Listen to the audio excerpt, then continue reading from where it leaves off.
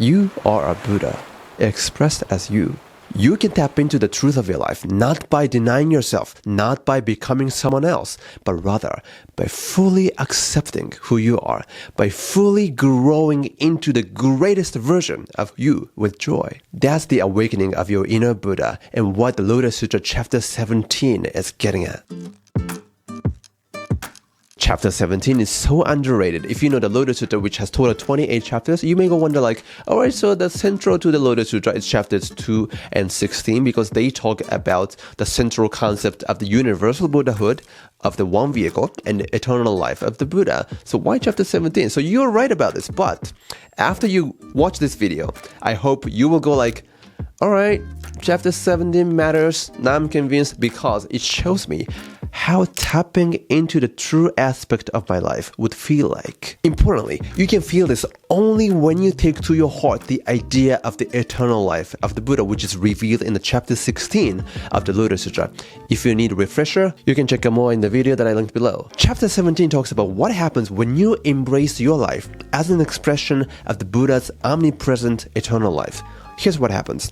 Each moment of your experience becomes blissful. You no longer deny yourself, seek to eliminate things you don't like about yourself. You fully understand the necessity of everything happening to you because only that way you are a special and irreplaceable bodhisattva. You will stop telling a lie to yourself and start a path of honesty. You will speak from your heart and plant the seed of peace in every single moment of your life. That's what the Lotus Sutra chapter 17 is getting at. So now let's take a look at some essential passages from the chapter. And the point of the last passage is really mind-blowing. So please be sure to stick around until that part of the video. Let our minds be blown away. So the chapter opens with the following passage. At that time, when the great assembly here, the Buddha explained that the number of kalpas of his lifespan was so vast and extensive, great benefits were gained by infinite, boundless, innumerable living beings.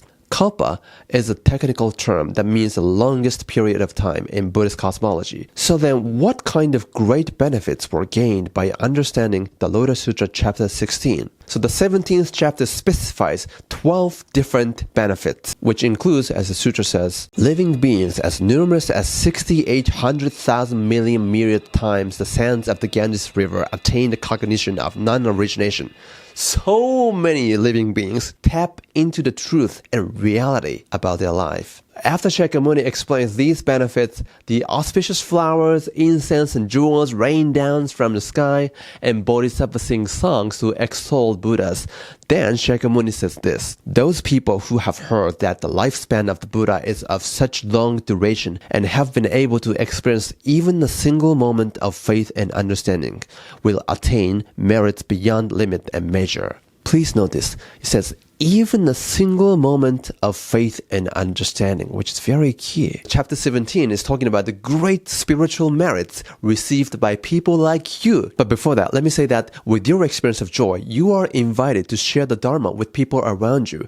The most effective way of doing so is to tell your story of learning and practicing the Lotus Sutra. A Buddhist group such as Risha Kosekai is embodying this spirit based on their take on the Lotus Sutra. And you can check out more about them in the description box below. Alright, climax of the chapter 17. So Shakyamuni says that if you or anyone hear the vast lifespan of the Buddha revealed in chapter 16 and believe and understand it in your innermost heart, you will see the Buddha everywhere, all the time. It's not that you will meet with beings who physically look like Buddhas, but rather all of a sudden you start to see everyone around you, including yourself, as the Lotus Sutra sense of a Buddha. That is someone who has been already a Buddha since the inconceivable past.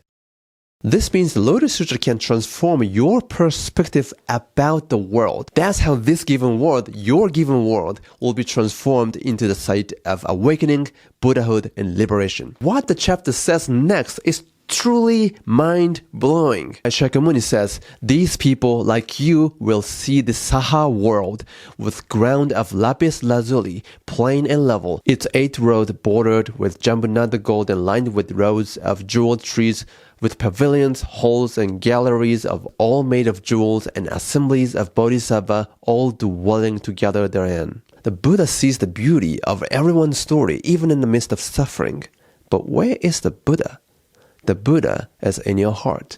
sitting and smiling at you. If you look at the face of that Buddha, to your surprise, that's your face. You are a Buddha, expressed as you. If you embrace the Lotus Sutra, you no longer need to build temples, monasteries, or stupas as a site of your Buddhist practice, because as soon as you realize that the truth of your life is the life of the Buddha, then you will know that this world itself is a temple. Every single moment of your experience in your ordinary life is an extraordinary site of your practice and enlightenment. That's why Shakyamuni says in chapter 17, these people who have faith and understanding about the Buddha's eternal life have no need to erect stupas, temples, or monasteries. Was your mind blown away?